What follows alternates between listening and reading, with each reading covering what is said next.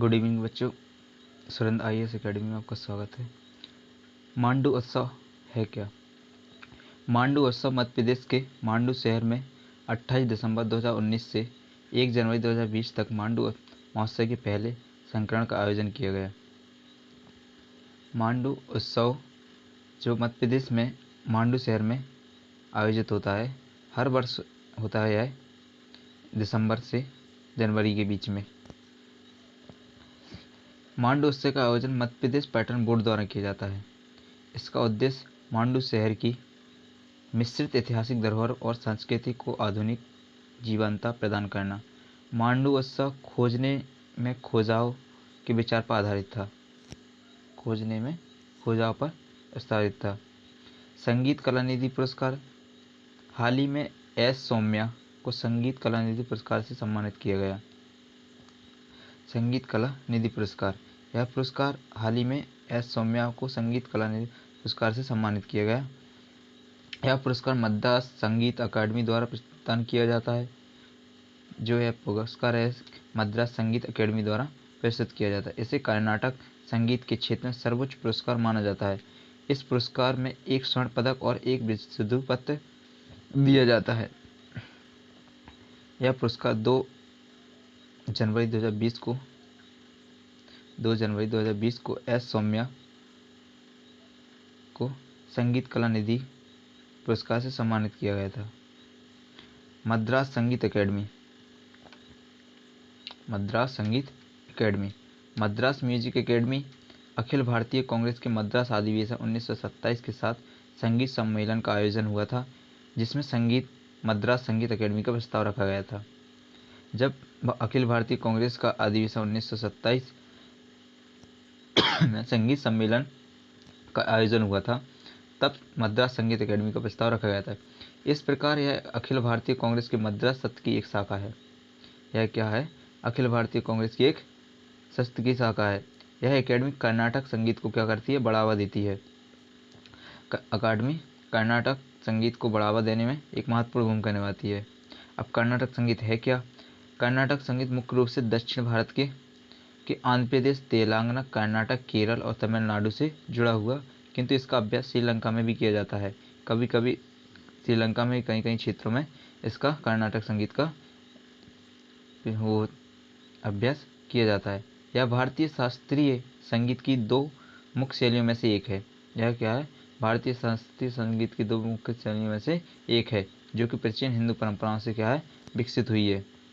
भारतीय शास्त्रीय संगीत की दूसरी शैली हिंदुस्तानी संगीत है, जो कि फारसी और इस्लामी प्रभावों के कारण क्या है? उत्तर भारत में विकसित हुई है। इस्लामी और प्रभाव के कारण क्या है? उत्तर पश्चिम में विकसित हुई है। Money app. भारतीय रिजर्व बैंक RBI ने हाल ही में क्या किया है? जो भारतीय रिजर्व बैंक ने करेंसी नोटों के मूल्य की पहचान करने में मदद के उद्देश्य से दृष्टिकोण लोगों के लिए एक mobile app aided note identifier launch किया था। भारतीय RBI ने मोबाइल एडेड नोट्स आइडेंटिफाई एक ऐप्स लॉन्च किया था, जिससे नोटों की मूल्य की पहचान की जा सकती है कि यह नोट ओरिजिनल है या नकली है। वर्ष 2016 में दृष्टिकोण लोगों को विमुद्रीकरण के बाद शुरू किए गए नए करेंसी नोटों की पहचान करने में समस्या का सामना करना पड़ा। जब 2016 में नोटबंदी हुई, उस टाइम पे नोटों को पहचानने में नागरिकों को कई समस्याओं का सामना करना पड़ा। इस एप्लीकेशन द्वारा मोबाइल फ़ोन के कैमरे का उपयोग करके मोबाइल फ़ोन का कैमरा स्कैन करके नोटों को स्कैन किया जा सकता है। और हाल ही में ऐप्स किसी करेंसी नोट को वास्तविक या नकली के रूप में प्रमाणित नहीं करता है। हालांकि यह ऐप किसी करेंसी नोट को वास्तविक या नकली के रूप में प्रमाणित नहीं करता है। यह एप्लीकेशन हिंदी अंग्रेजी दोनों भाषाओं में उपलब्ध है। यह एप्लीकेशन एंड्रॉयड और iOS ऑपरेटिंग सिस्टम पर काम करेगा। एक बार इंस्टॉल होने के बाद ऑफलाइन मोड में काम करते रहता है। यह एप्लीकेशन एक बार इंस्टॉल हो गया मोबाइल में तो यह ऑफलाइन काम करता रहता है। नर्स मिडवाइफ बर्स। Year of the nurse and midwife. विश्व स्वास्थ्य संगठन ने फ्लोरेंस नाइटिंगेल की 200 जयंती के उपलक्ष्य में वर्ष 2020 को विश्व स्वास्थ्य संगठन ने फ्लोरेंस की 200वीं जयंती के उपलक्ष्य में 2020 को नर्स ऑफ मिडवाइफ बर्स के रूप में नामित किया है। नर्स और मिडवाइफ वर्ष की घोषणा सार्वभौमिक स्वास्थ्य कवरेज के लिए नर्सिंग और मिडवाइफ से संबंधित संस्थाओं को मजबूत करने में मदद करेगी। नर्सिंग को मजबूत करने से सतत विकास लक्ष्य जैसे विशेष रूप से SDG 358 को प्राप्त करने में मदद मिलेगी। विश्व के कई देशों में स्वास्थ्य कर्मचारियों का 50% नर्स और मिडवाइफ है।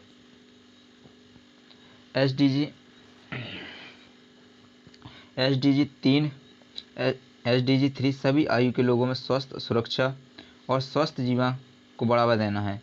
SDG 5 लैंगिक समानता की स्थिति प्राप्त करने के साथ साथ ही महिलाओं और लड़कियों को सशक्त करना है। SDG 8 का सभी के लिए निरंतर और समावेशी सतत आर्थिक विकास करना, पूर्ण और उत्पादक रोजगार तथा बेहतर कार्य को बढ़ावा देना है।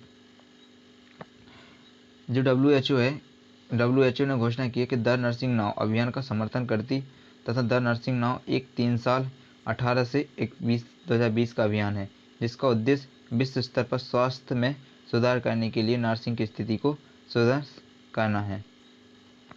Florence Nightingale. फ्लोरेंस नाइटिंगेल है क्या? फ्लोरेंस नाइटिंगेल एक ब्रिटिश नर्स है। फ्लोरेंस नाइटिंगेल क्या है?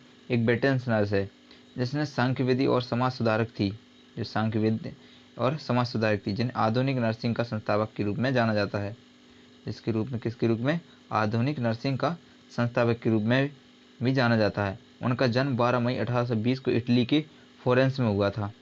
उन्होंने उनकी नर्सों की टीम ने क्रीमी युद्ध के दौरान ब्रिटिश बेस अस्पताल में विषम परिस्थिति में घायलों को देखभाल की, जिससे काफ़ी संख्या में सैनिकों को मरने से बचाया जा सके। इनके लेखन से विश्व भर में स्वास्थ्य देखभाल में सुधार को प्रोत्साहन मिला और वह घायलों की सहायता रात में करती थी, इसलिए उन्हें लेडी विद द लैम्प के रूप में भी जाना जाता है। यह फ्लोरेंस नाइटिंगेल ब्रिटिश नर्स, समाज सुधारक भी कही जाती हैं और आधुनिक नर्सिंग का संस्थापक भी इन्हें कहा जा सकता है। थैंक्स दोस्तों, वीडियो को अधिक से अधिक शेयर करें, लाइक करें।